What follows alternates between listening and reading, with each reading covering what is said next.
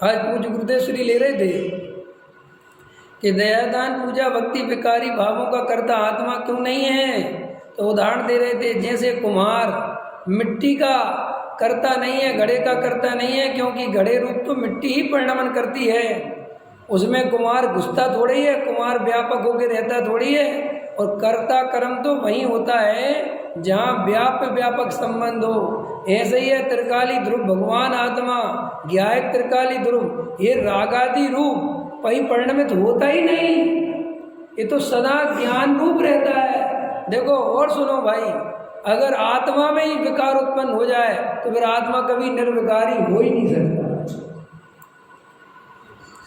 अगर आत्मा का गुण ही विकारी हो जाए तो फिर वो निर्विकारी, जैसे कोई आम सड़ गया तो सड़ ही गया।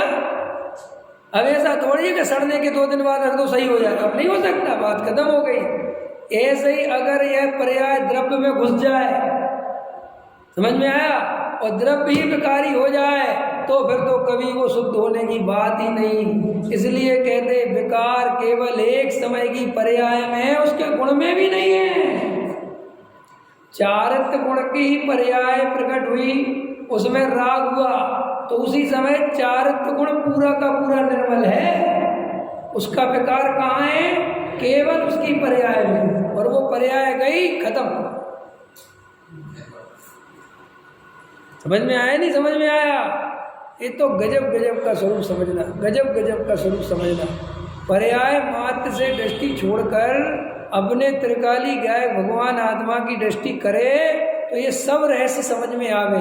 और ये सारे रहस्य शास्त्रों से समझना चाहता है, पंडितों से समझना चाहता है, इसलिए आए दिन समझ कर भी उलझ जाता है।